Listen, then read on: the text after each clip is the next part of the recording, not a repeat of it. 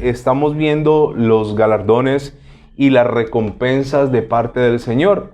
Recuerde que Dios es un Dios que recompensa.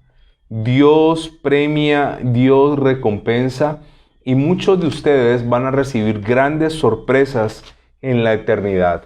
La gente cree que ir al cielo es ir a estarse en una nube, estar en una nube flotando, tocando un arpa. Eso no es bíblico, eso no es real.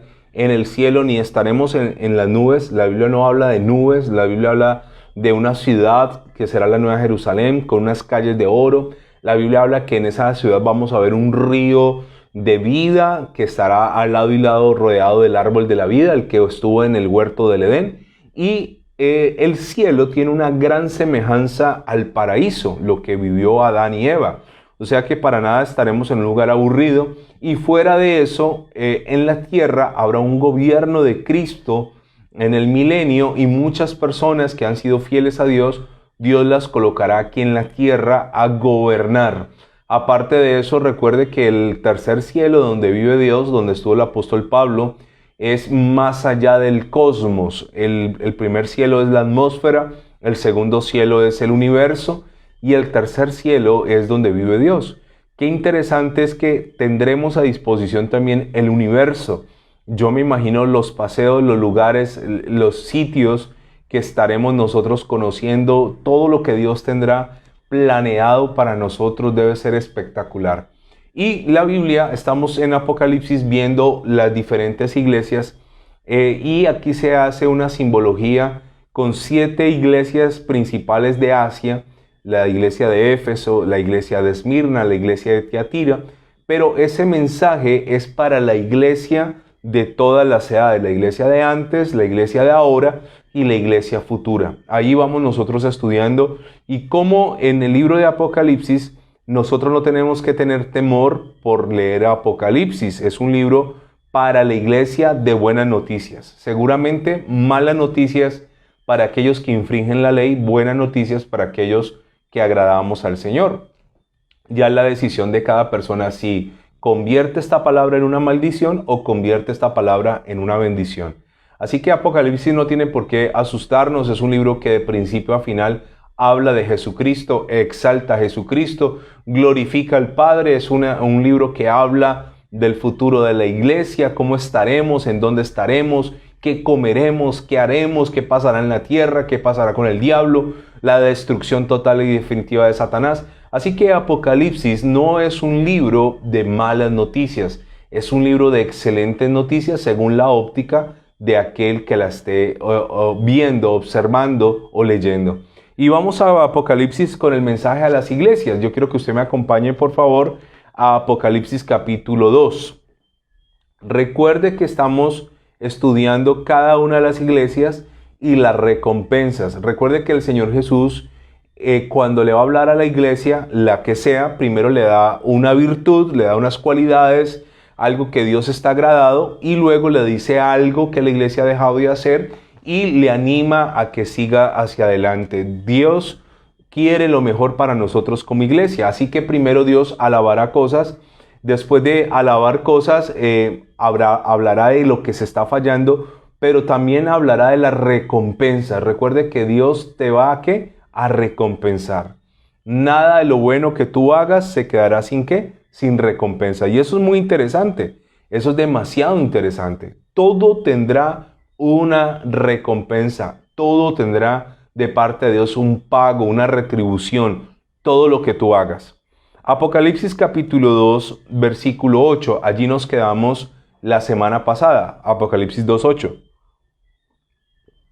El mensaje a Esmirna. Bueno, ya vimos a Éfeso. Lo vimos, digámoslo, de manera general. Más adelante vamos a volver a profundizar en cada una de las iglesias, pero vamos entendiendo el mensaje a cada iglesia. Ahora, versículo 8 de Apocalipsis capítulo 2. Dice la palabra del Señor: escribe al ángel de la iglesia de Esmirna. Ahora viene un atributo del Señor Jesús. En la de Éfeso decía que el que tiene las 7 estrellas a su diestra y el que anda en medio de los 7 candeleros de oro. Ese es un atributo del Señor Jesús. Ahora aquí se va a hablar otro atributo. Dice, escribe al ángel de la iglesia en Éfeso, y luego dice, el primero y el postrero, el que estuvo muerto y vivió, dice esto. ¿Quién estuvo muerto y vivió? Jesucristo. Entonces, ¿quién le está hablando a las iglesias? Jesucristo mismo. Dice, el primero y el postrero. Él es el alfa, A, y la omega, la Z final. Él es el último, Él es el primero, Él es eterno. Fuera de Él no hay nada. Está diciéndonos, yo soy antes de todo, yo no tengo un principio, yo no tengo un fin, yo soy eterno. Eso significa eterno. No tiene un comienzo, no tiene un final. Y Él dice, el que estuvo muerto y vivió, ahora dice esto. Versículo 9. Y esto lo vamos a aplicar a nuestra vida. Yo conozco tus obras. Otra vez comienza a decir Dios, yo conozco tus obras. Si usted lee Apocalipsis 2:2, igual comenzó. Yo conozco tus ¿qué? Tus obras. Eso lo vamos a estar entendiendo. El Señor conoce mis ¿qué? Mis obras. La gente dice, no, las obras no son importantes. Lo importante es esto. Mire, las obras forman parte de la vida cristiana. Las obras no son para salvación. Yo lo he dicho hasta el cansancio, pero de pronto alguien llega por primera vez a ver este programa, esta transmisión, y dice, bueno, ¿y es que la salvación es por obras? No, la salvación no es por obras. Significa que no hay obras en el mundo que puedan obtener o conseguir o comprar la salvación, porque la salvación no está en venta y la salvación, el precio de la salvación, solo lo podía pagar la sangre del Hijo de Dios. O sea que de ahí para abajo no existe nada que podamos hacer que nos dé la salvación. La salvación le costó al Padre entregar al Hijo y al Hijo morir en la cruz. Entonces la salvación no es por obras, pero la Biblia dice que la fe sin obras es muerta. Significa que yo digo, yo soy cristiano evangélico, yo soy creyente, yo soy cristiano, yo me congrego, y yo no tengo obras, hay algo muy preocupante en mi vida, porque las obras se tienen que ver. Escúcheme, las obras se tienen que notar.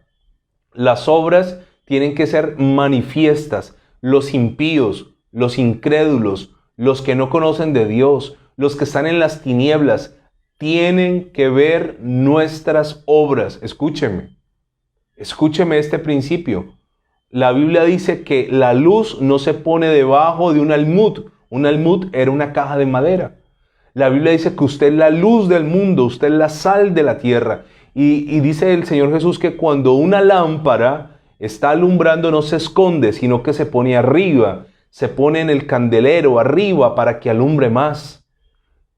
Significa que nuestras obras, y luego dice, así alumbren vuestras obras, vuestras buenas obras a los hombres, y ellos glorifiquen a Dios.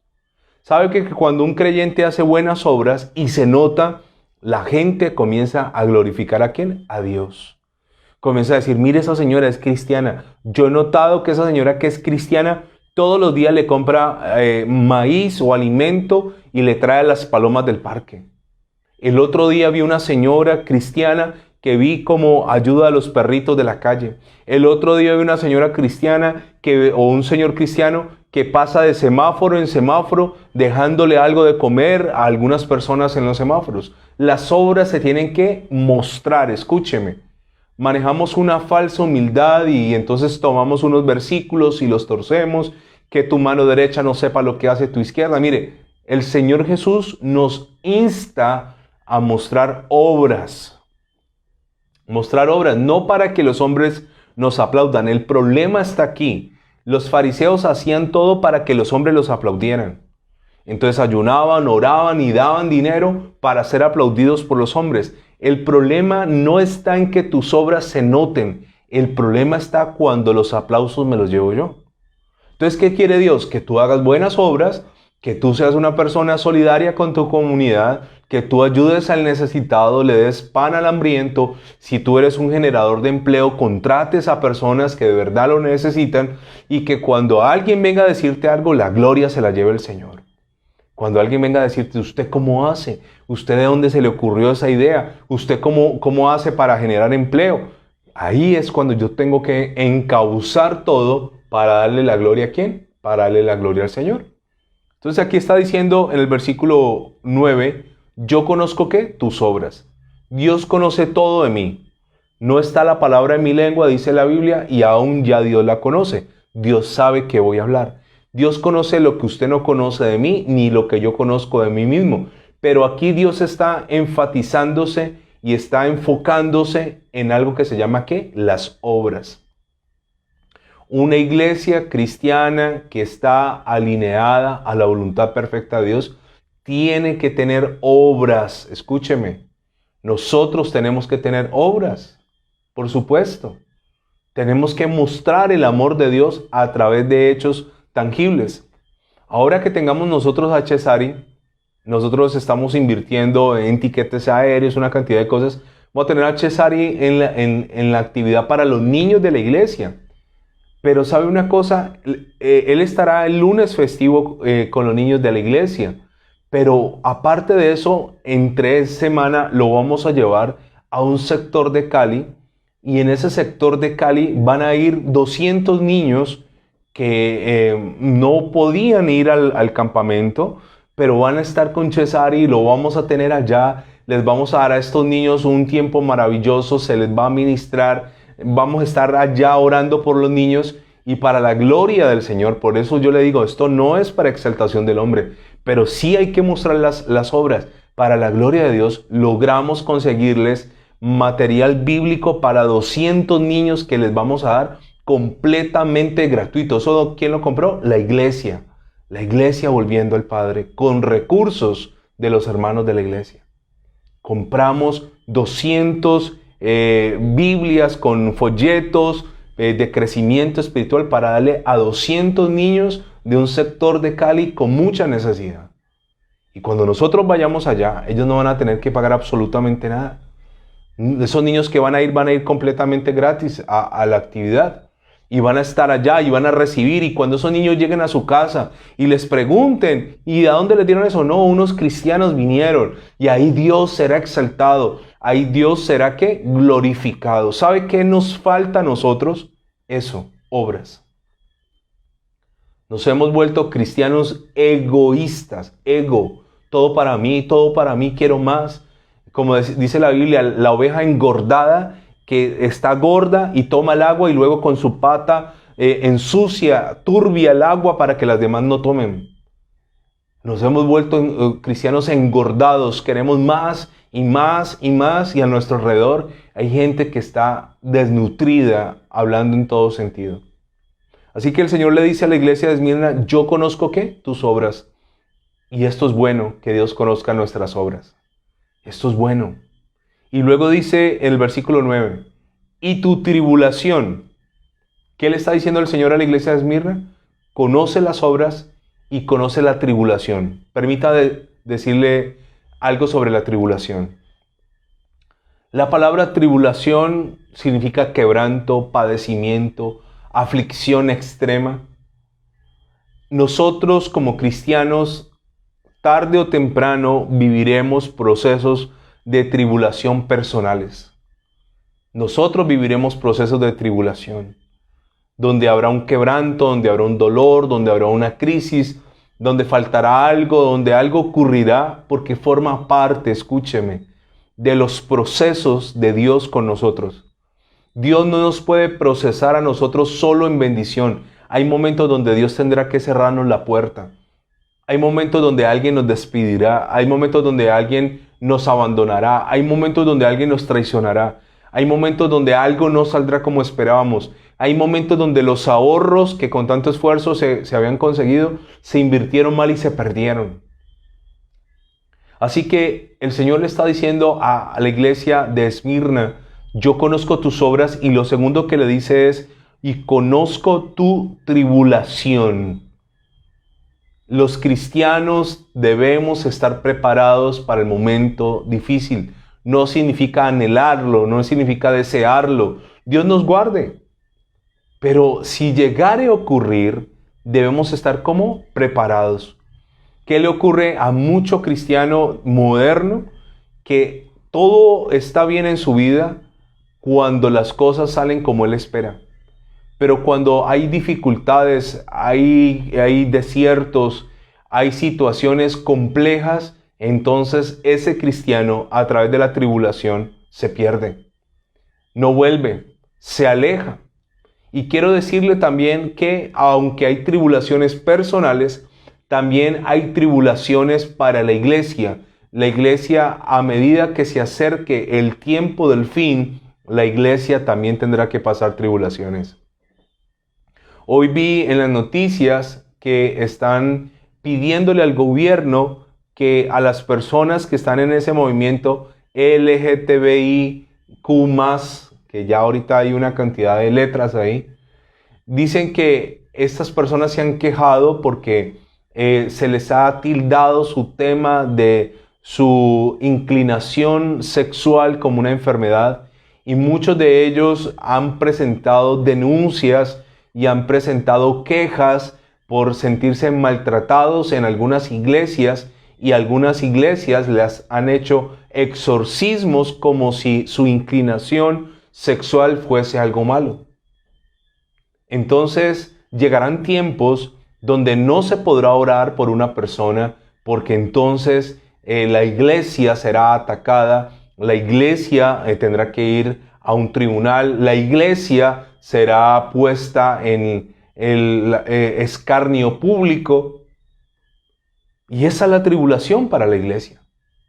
Así que la iglesia de Esmirna era una iglesia de obras, y era una iglesia ¿de qué? De tribulación.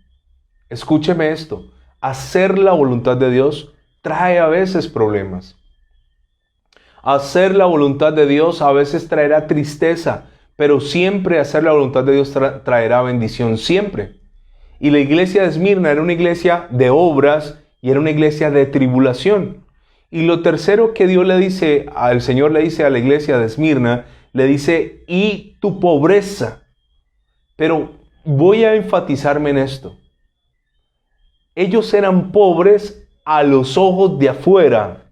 Pero si usted está leyendo conmigo, dice, y que he visto tus obras, he visto tu tribulación y tu pobreza. Pero entre paréntesis dice, pero tú eres rico. ¿Cómo le dice el Señor? Pero tú eres ¿qué? Rico. Hay gente que en esta tierra se ven pobres. Pero Dios sabe que en la eternidad van a ser como ricos, van a tener riquezas. Esta iglesia, ante los ojos de los demás, era una iglesia de gente pobre, atribulada, de gente necesitada seguramente. Pero Dios está haciendo esta claridad. Ustedes son ricos. Más adelante vamos a ver otra iglesia que se creían ricos, pero el Señor le dice, no, ustedes son pobres y desventurados. Pero Esmirna, la gente los veía como pobres, pero el Señor está diciendo, son ricos. A veces perseguimos las riquezas en esta tierra. No persigas tesoros en esta tierra, donde el ladrón, donde la polilla, donde el óxido destruyen. Haceos tesoros en los cielos, dijo el Señor, donde no hay ladrones, donde nadie entra a robar, donde el óxido no puede corromper. Hagan tesoros en los cielos. En la iglesia de Esmirna, seguramente a través de sus obras, estaba haciendo tesoros en los cielos. ¿Y qué más dice? Y la blasfemia de los que se dicen ser judíos y no lo son, sino sinagogas del diablo. ¿Qué más está viendo el Señor? Blasfemias de los que dicen ser judíos y no lo son. Escúcheme esto. Hoy hay un movimiento muy peligroso que está sacando a creyentes de las iglesias cristianas. Y les ha vendido la idea que si yo voy a sus reuniones y yo comienzo a leer la Torá y comienzo a cambiar mi forma de hablar y ya no es Jesús, sino Yeshua HaMashiach, y ya me pongo la kipá y entonces ya el sábado no lo trabajo, le hacen creer a la gente que se van a convertir en judíos. Para yo ser judío, yo primero tengo que venir de un papá y sobre todo de una mamá judía. Yo no soy judío porque yo diga que me cambié el nombre, o porque ahora leo en hebreo la Biblia, o porque ahora leo la Torá, o porque ahora oro colocando un afiche mirando el monte Sinaí. Eso no me hace judío. Y en la iglesia de Esmirna había un grupo de personas que decían ser judíos y no lo eran. Y lo peor es que esta gente estaba blasfemando. Recuerde que en cuanto a la enseñanza de la palabra hay dos cosas muy graves: la herejía y la blasfemia. La traducción de blasfemia es escupir el rostro de Dios. Cuando Job estaba atribulado, Satanás le dijo a Dios que le quitara todo y le dijo: y verás si no blasfema contra ti en tu misma presencia. Para un judío, escupir es un acto de grosería. Blasfemar no solo es escupir, sino escupir ¿en dónde? En el rostro. Y esta gente estaban enseñando cosas que no son, y es la gente que enseña cosas que no son, pueden volverse herejes, pueden volverse apóstatas, apostasis, abandono de la fe, o pueden volverse como blasfemos. Así que Job fue tentado ¿a qué? A blasfemar, a quejarse contra Dios, a maldecir a Dios, a contender contra Dios, a decir cosas, la gente que se levanta a decir cosas sobre Dios, cosas sobre su nombre, cosas sobre su gloria, se vuelven como blasfemos. Escúcheme esto, yo no necesito convertirme en un judío para que Dios me ame. Yo nunca seré judío por una razón. Por mis venas corre sangre indígena, sangre de negro, sangre de español, no sé si haya, pero es una mezcla. Yo vengo por parte de mi mamá es más indígena, por parte de mi papá son negros, morenos, no se sienta ofendido, afrodescendientes, pues para no ofender a nadie en esta sociedad de cristal. Yo me siento orgulloso de eso. Yo no necesito volverme judío para que Dios me ame, porque yo soy hijo adoptado. Yo soy hijo de la adopción. Yo soy gentil. Yo no pertenezco a los judíos. Nunca perteneceré a los judíos. Sin embargo, soy hijo como ellos. El hijo legítimo y el hijo adoptivo tienen los mismos derechos. Así que yo soy hijo, aunque yo no sea judío. Y en medio de la iglesia de Esmirna se había metido gente que decían ser judíos y no eran judíos, y dice la Biblia, y blasfeman, y luego dice el versículo 9, y la blasfemia de los que dicen ser judíos y no lo son, sino sinagoga de Satanás. ¿Qué es la sinagoga? El lugar donde se reúnen a estudiar la Biblia, la sinagoga. Así que los judíos no van a la iglesia, los judíos van a la sinagoga. Pero el Señor, ¿cómo le dice a la sinagoga? Le dice sinagoga ¿de qué? De Satanás. Así que Dios conoce todo, las obras, la tribulación, que son pobres para los demás, pero que son ricos para Él. Y conoce que hay ciertos judíos que no lo son y que están blasfemando y que convierten la sinagoga en un lugar de Satanás. Después dice el versículo 10, y esto quiero animarle a usted. Dice, no temas en nada de lo que vas a padecer. ¿Qué le está diciendo Dios a Esmirna? No temas. Siempre que el Señor Jesús quería enseñarle algo fuerte a los discípulos, les decía, no teman. Cuando el Señor Jesús le dijo a los discípulos que se adelantaran, y luego de madrugada ellos lo ven caminando sobre las aguas, y Él viene caminando, obviamente esto es algo que la lógica te dice, nadie puede caminar sobre las aguas, menos en medio de una tempestad, menos a la madrugada. Entonces ellos dicen un fantasma, y lo primero que Él les dice, no teman.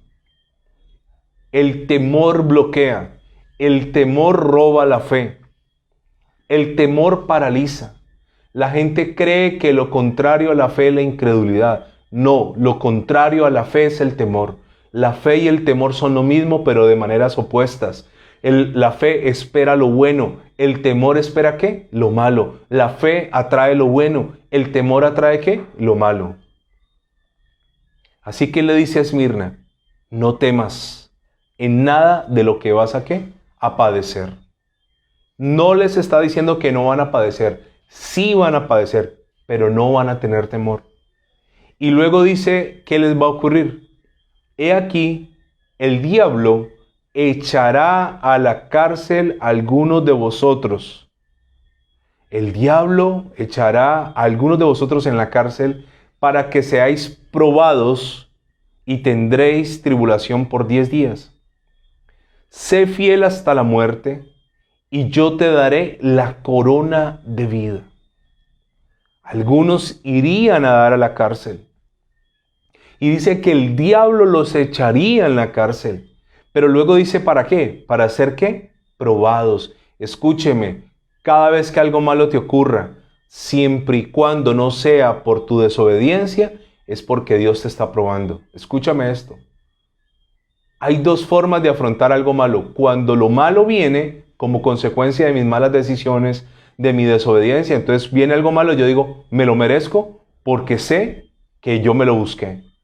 Pero cuando uno está caminando derecho y viene algo malo, uno dice, detrás de esto, Dios me está ¿qué? Probando. Porque esto no es la consecuencia, esta no es la disciplina, este no es el castigo a algo que no he hecho. Esta es la prueba de parte del Señor. Y le dice, sé fiel hasta el final, sé fiel hasta la muerte, y yo te daré la corona de vida. Entonces el Señor le habla de obras, le habla de lo bueno, le habla de lo malo, y luego le dice, sé fiel hasta el final, y yo te daré la corona de vida. El que tiene oído, oiga lo que el Espíritu con E mayúscula dice a las iglesias. El que venciere, dice la Biblia, no sufrirá daño de la segunda muerte. Ok, vamos a analizar un poco esto. El que venciere, para poder vencer hay que tener una batalla o una lucha o una disputa. La Biblia dice, el que venciere no sufrirá daño de la segunda muerte. ¿Cuántas muertes hay? 2. La Biblia dice que todos los seres humanos mueren una sola vez y después viene el juicio. ¿Cómo se llama el juicio? El juicio del gran trono blanco. Después de ser juzgados, aquellos que murieron sin Dios, murieron una vez, van a un lugar de tormento que se llama el infierno, salen del infierno, salen del mar, salen del Hades, salen de allá y van al juicio del gran trono blanco, y luego de ser juzgados allí, la Biblia dice en Apocalipsis capítulo 21 que será la muerte segunda, ¿correcto? La muerte segunda no tiene poder sobre aquellos que dice el Señor, sobre aquellos que vencieren. Si usted es más que vencedor, le voy a contar cuántas veces va a morir. Una sola vez. Una sola vez. Si eres más que vencedor, si te esfuerzas, si agradas a Dios, si te mueves en obediencia, si dependes de su gracia, de su misericordia, si procuras, a pesar de los errores que todos tenemos, levantarte y agradarlo, y eres un vencedor, tendrás una sola muerte y no sufrirás pérdida. Dice la palabra de Dios en el versículo 12, el mensaje a Pérgamo. Vamos a ver otra iglesia. A ver hasta dónde alcanzamos. Recuerde que el que está escribiendo es el Señor Jesús. Recuerde que Él va a hablar de obras. Recuerde que siempre va a exaltar. Luego va a decir en qué están fallando. Y al final va a terminar con una recompensa. Y Él siempre a cada iglesia le va a mostrar un atributo. El mensaje de Pérgamo. Y escribe al ángel de la iglesia en Pérgamo. El que tiene la espada aguda de 2 filos dice esto. ¿Quién tiene la espada aguda de 2 filos? El Señor Jesús. Dice esto. Y comienza como ha comenzado con cada una de las iglesias que hemos leído hasta ahora. Yo conozco tus obras. Otra vez la importancia de las obras. Y dónde moras, dónde vives. Donde está el trono de Satanás. Esto es bien interesante lo que vamos a leer. Yo conozco tus obras, yo conozco dónde moras, dónde vives, y tú vives donde está el trono de Satanás, pero retienes mi nombre y no has negado mi fe, ni aun en los días de Antipas, mi testigo fiel, fue muerto entre vosotros donde mora Satanás. Ok, Vamos despacio. Esta es la iglesia de Pérgamo, que tiene una característica. Es la iglesia que se establece en un lugar que es bien feo, que es peligroso, que es un lugar donde se mueven cosas espiritualmente fuertes. Hay iglesias que Dios colocó en lugares de verdad bastante difíciles. ¿Sabe algo? Nosotros comenzamos en el barrio San Nicolás. Y ahí donde nosotros comenzamos, justo en esa cuadra donde estábamos, era en toda la esquina, botaban basura y era un punto de encuentro de los adictos del sector. Llegaban a ese lugar. Y en esa cuadra teníamos prostitución de travestis. ¿Sabe? Cuando nosotros nos pasamos allí era escandaloso llegar allí. Cuando nosotros llegamos allí y ver esa imagen, ese ambiente, ese entorno. Hoy 10 años después le doy gracias a Dios, porque cuando Dios nos puso allí, lo que la iglesia provocó estableciéndose allí es que el entorno fue afectado. Seguramente por décadas o por años se había establecido un lugar de control demoníaco, de esclavitud demoníaca en las drogas, de esclavitud demoníaca en la prostitución. Y cuando la iglesia del Señor llega, no por fuerza, no como un conquistador que llega a irrumpir con violencia, que llega a imponer sus ideas, sino con el amor, con la unción, con el Espíritu Santo. Y cuando uno ve que ese trono se derriba y que Satanás tiene que salir de ese lugar, uno siente qué poderoso es nuestro reino. ¿Sabe? Literalmente mucha gente sentía temor de ir a ese sector. ¿Sabe? Muchas veces nosotros llegábamos en la mañana a recoger basura de la calle. Muchas veces llegábamos nosotros y teníamos una reunión y en la esquina había un lugar, una casa abandonada que le habían prendido fuego. Era un lugar muy desagradable y ver la transformación, eso lo compró una empresa, lo cambiaron, lo remodelaron, lo construyeron. Logramos impactar la vida de algunos travestis del sector que se congregaron con nosotros en determinado momento, que fueron bienvenidos, que les dijimos, mire, nosotros no le vamos a cerrar la iglesia a nadie. Si usted quiere cambiar, si usted quiere mejorar su vida, si usted quiere algo mejor para usted, venga. Vimos la gloria de Dios en la vida de algunas personas que tenían esta situación. Y así es la iglesia de Pérgamo. Una iglesia que, a pesar de estar establecida en un lugar donde estaba el trono de Satanás, el Señor le está diciendo, retienes mi nombre y no has negado mi fe, ni aun en los días en que Antipas, mi testigo fiel, fue muerto entre vosotros, donde mora Satanás. Había ocurrido la muerte de alguien allí.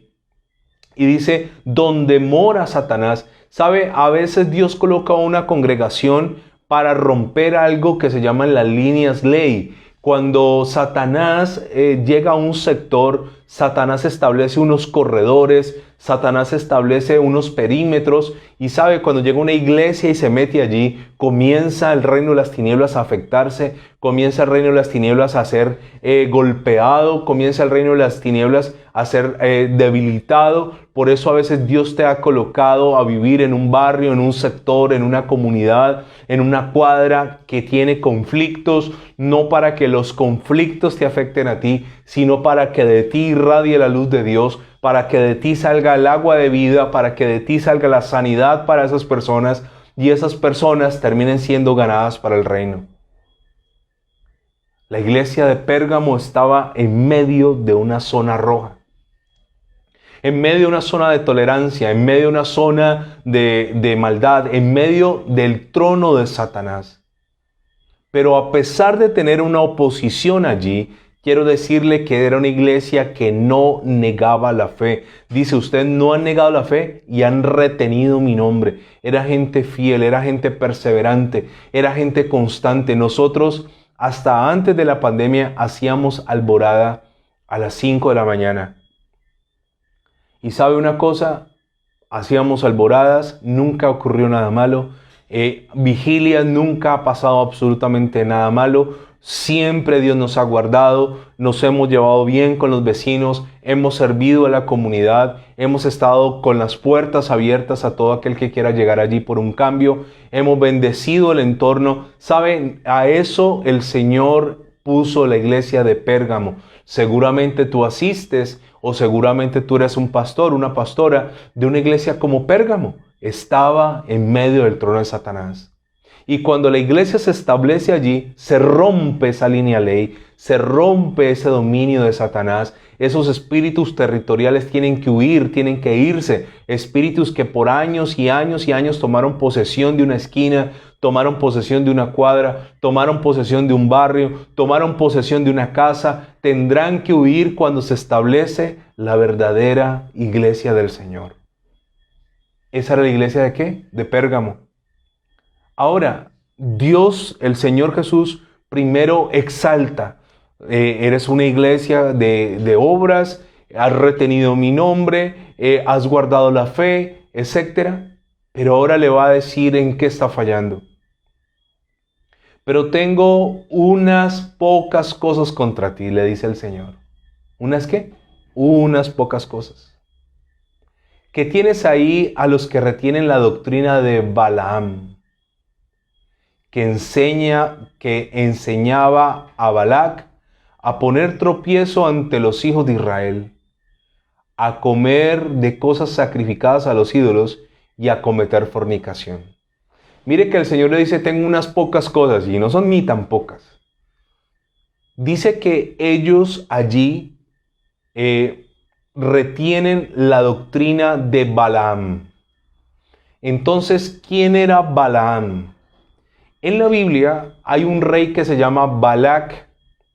El pueblo de Israel está en el desierto y viene arrasando con todo en el desierto. El pueblo de Israel, Dios viene con ellos.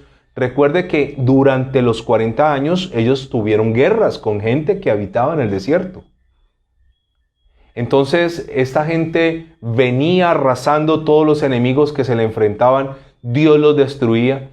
Y cuando el rey Balac escucha que Israel va a pasar por su territorio, él no va a buscar ayuda de otros ejércitos, sino que él va a buscar ayuda de un hombre llamado Balaam.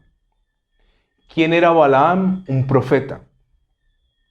Balaam era un profeta y a mí me llama mucho la atención cómo un rey llamado Balac no enfrenta al pueblo con un ejército humano, sino que dice, Balaam, necesito que vengas y maldigas a este pueblo, porque yo sé que al que tú bendices será bendecido y al que tú maldigas será maldecido.